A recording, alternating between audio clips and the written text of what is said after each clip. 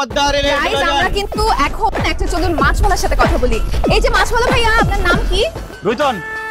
না না, মাছের নাম জিজ্ঞেস করছি না, আপনার নিজের নাম কি? আমার নামই রুইতন, রুইতন খান। আমার বাবার নাম পাঙ্গাস খান, আমার দাদার নাম কাতা খান।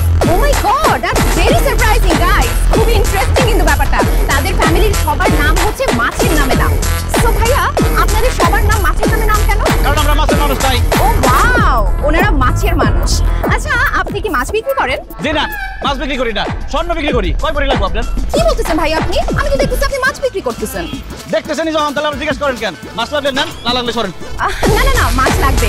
আচ্ছা, এই যে বড় বড় ইলিশ মাছগুলো, এগুলো কত টাকা করে কেজি? একদম 2200 টাকা কেজি।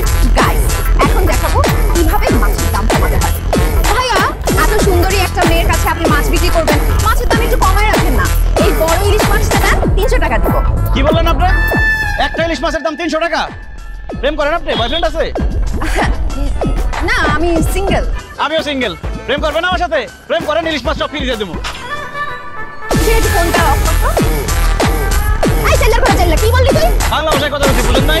আপনার ভালো লাগছে, আপনার লোকে প্রেম করুন। প্রেম করলে খালি ইলিশ মাছ না, সব মাছ ফ্রি দিয়ে দেবো। আপনার তো টাকগুলো সব পালা দিব। সামান্য একটা মাছ ফেলে তুই আমার সাথে প্রেম করতে চাস? চেহারা জীবনে আয়নায় দেখছস? অবশ্যই দেখছি।